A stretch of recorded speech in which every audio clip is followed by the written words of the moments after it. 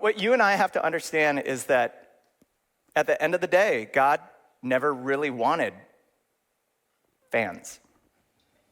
I want you to think about the word believer with me for a second too, because I believe that the word believer is a little bit misleading.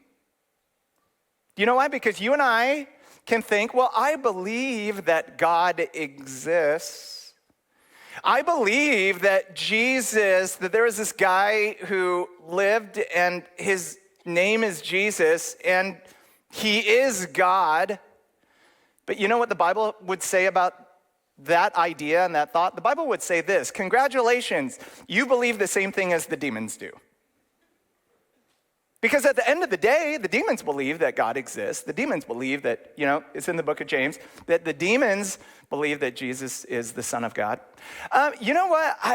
This is kind of weird, but I'm not even too crazy about the word Christian. Do you know why?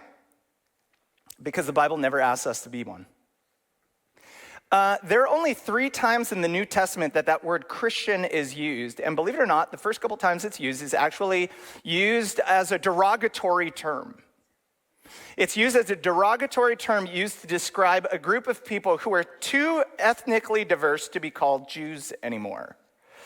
The Great Commission is the last command that Jesus leaves us with, and it's one of the most important things that you and I study, and one of the most important things that you and I want to follow. And you know what Jesus tells us? Jesus tells us right this in Matthew chapter 28, verse 19. He says, therefore, go and make Christians of all the nations. Is that what he says? Actually, that's not what he says. He says this right here, therefore, go and make what? Disciples. Disciples. That's an interesting word.